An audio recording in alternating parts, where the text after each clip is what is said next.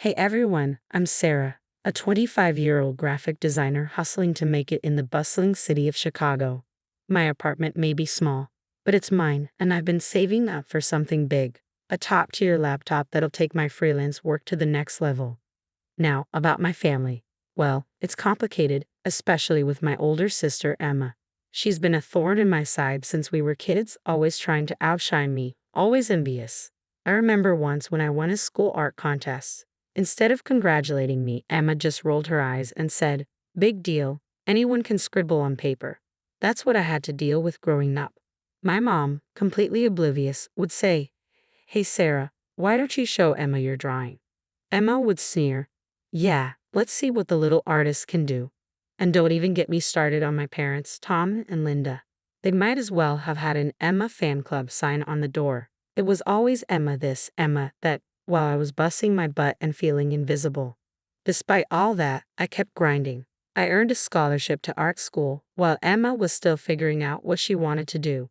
When I told her the news, she snarked, "They must be desperate for students." I didn't let it get to me, though. Fast forward to now, I have finally saved enough for the laptop of my dreams. A sleek $3,000 MacBook Pro packed with all the power I need for my design work. The day I hit the ordered button, I felt like I was floating. "You sure about this?" My best friend Mike asked. "This is my moment, Mike. I've earned it," I told him. On my birthday, my family came over for a small celebration. Mom and Dad brought a cake, and even Emma showed up. "Happy birthday, sis," she said, handing me an envelope with a $100 gift card inside, grinning like she'd given me the world. "Wow, thanks, Emma," I said, keeping it polite. Then, there was a knock at the door. My heart raced. I knew what it was. I rushed over and came back with a large box, grinning ear to ear. "My new laptop," I announced, tearing into it like a kid on Christmas. It was everything I dreamed of. "Isn't it beautiful?" I asked, holding it up for everyone to see. But Emma's face darkened. "How much did that thing cost?" she asked, her voice tight. "About $3,000, I admitted. Her eyes widened. $3,000? Who spends that much on a laptop? "It's for my work, Emma. I've been saving." "Oh right, your work," she interrupted, making air quotes. "Because little Miss Perfect needs the fanciest toys to doodle on, right?" "It's not doodling, Emma. It's graphic design. It's my career." The tension was thick. Mom and Dad exchanged worried glances, clearly uncomfortable. As the night dragged on, Emma kept making snide comments, each sharper than the last. She was downing wine like water. "Must be nice to waste money like that," she slurred. "Some of us actually work for a living, you know." "I do work, Emma. Really hard." "Please, sitting around all day on your fancy computer isn't work."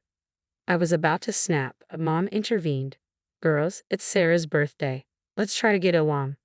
Finally, as the night wound down, I walked Mom and Dad to the door. "Thanks for coming, and for the cake," I said. "Of course, sweetie. Happy birthday," Mom said, giving me a hug. All that was left was to say goodbye to Emma and survive the rest of this nightmare birthday. But when I turned around, Emma wasn't in the living room anymore. I heard a noise coming from my home office. "Emma," I called out, walking toward the sound. What was she doing? I froze in the doorway, unable to believe my eyes. There was Emma, stumbling drunk, my toolbox open at her feet and a hammer in her hand. On my desk sat my brand new laptop, or what was left of it. "Emma, what are you doing?" I screamed. She turned to me, her eyes wild and unfocused. "Fed up," she muttered, raising the hammer one last time. With a sickening crunch, she brought it down on the remains of my laptop. "Now we're even," she shrieked, dropping the hammer with a thud. I stood there, paralyzed, staring at the wreckage of my dreams scattered across the desk.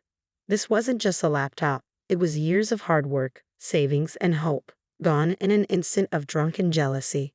As the reality sank in, a surge of emotions hit me all at once: rage, heartbreak, and a determination that this would be the last time Emma ever hurt me. My hands shook as I dialed 911, my voice trembling as I tried to explain what happened. But by the time I got through to someone, Emma had already stumbled out of my apartment. The cops listened, but without her there, it felt pointless. "We'll file a report, ma'am." But without the suspect present. I knew what that meant. Fat chance of anything coming from this. But I wasn't going to give up that easily.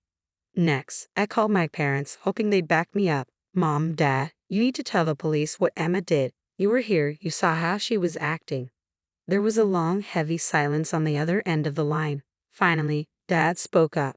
Honey, Emma called us earlier. She said she left your party around 8 p.m. We can't lie to the police. My blood ran cold. What? No, that's not true. She was here. She smashed my laptop. You know how she gets when she drinks. When I turned around, Mom chimed in. Now, Sarah, I think you might be exaggerating. Emma would never do something like that. Maybe you had a little too much to drink yourself. I couldn't believe what I was hearing. My own parents, once again, choosing Emma's lies over my truth. Fine, I said, my voice ice cold. Believe what you want. I hung up the phone and sank to the floor, surrounded by the shattered pieces of my dreams.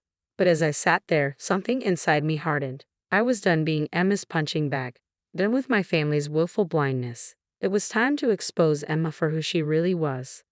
I called my best friend, Mike. If anyone could help me pull this off, it was him. Mike, I need your help. It's about Emma. What did she do this time? He asked.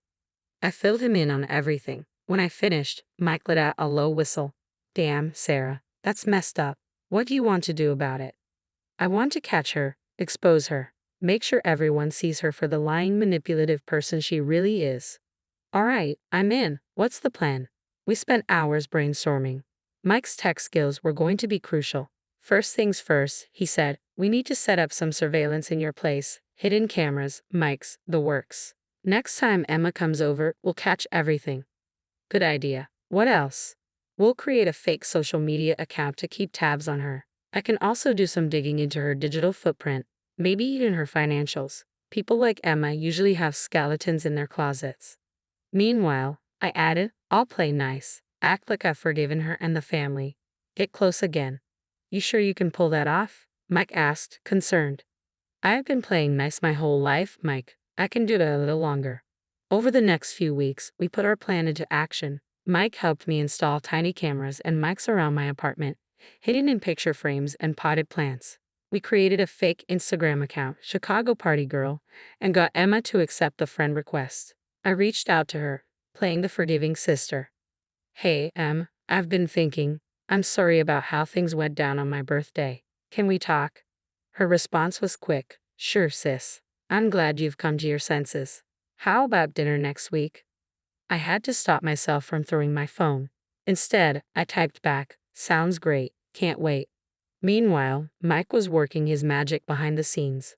One night, he called me, his voice excited. Sarah, you're not going to believe this.